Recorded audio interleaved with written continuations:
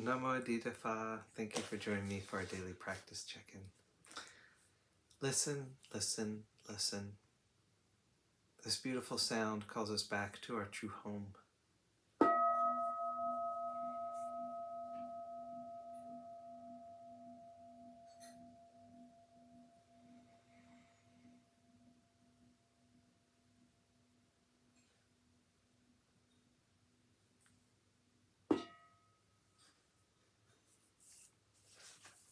The second mindfulness training.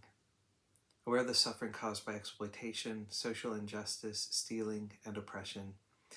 I vow to cultivate loving kindness and learn ways to work for the well-being of people, animals, plants, and minerals.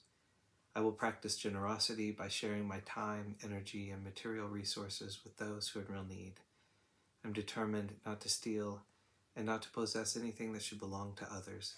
I will respect the property of others, but I will prevent others from profiting from human suffering or the suffering of other species on earth.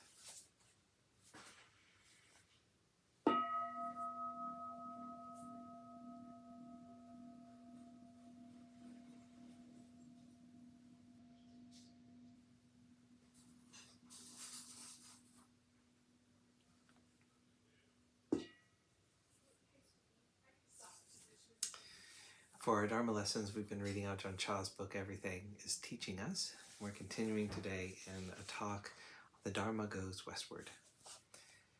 There's a story I've often told about a tortoise and a snake. The forest was on fire and they were trying to flee. The tortoise was lumbering along, and then it saw the snake slither by. It felt pity for the snake. Why? The snake had no legs, so the tortoise figured it wouldn't be able to escape the fire. It wanted to help the snake. But as the fire kept spreading, the snake fled easily, while the tortoise couldn't make it, even with its 4 legs, and it died there. That was the tortoise's ignorance. It thought, if you have legs, you can move. If you don't have legs, you can't go anywhere. So it was worried about the snake. It thought the snake would die because it didn't have legs. But the snake wasn't worried. It knew it could easily escape the danger. This is one way to talk to people who have confused ideas. They feel pity for you if you aren't like them and don't have their views and their knowledge.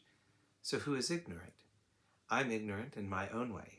There are things I don't know about, so I'm ignorant on that account. Meeting different situations can be a cause for tranquility, but I didn't understand how foolish and mistaken I was. Whenever something disturbed my mind, I tried to get away from it, to escape. What I was doing was escaping from peace. I was continually running away from peace. I didn't want to see this or know about that. I didn't want to think about or experience various things. I didn't realize that this was defilement. I only thought that I needed to remove myself and get away from people and situations so that I wouldn't meet anything disturbing or hear speech that was displeasing. The farther away I could get, the better. After many years had passed, I was forced by the natural progression of events to change my ways.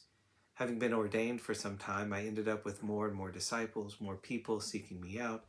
Living and practicing in the forest was something that attracted people to come and pay respects. So as the number of followers increased, I was forced to start facing things. I couldn't run away anymore. My ears had to hear sounds, my eyes to see. And it was then, as an Ajahn, that I started gaining more knowledge. It led to a lot of wisdom and a lot of letting go. There was a lot of everything going on, and I learned not to grasp and hold on, but to keep letting go. It made me a lot more skillful than before. When suffering came about, it was okay. I didn't add to it by trying to escape it. Previously, in my meditation, I had only desired tranquility. I thought that the external environment was only useful insofar as it could be a cause to help me attain tranquility. I didn't think that having right view could be the cause for realizing tranquility.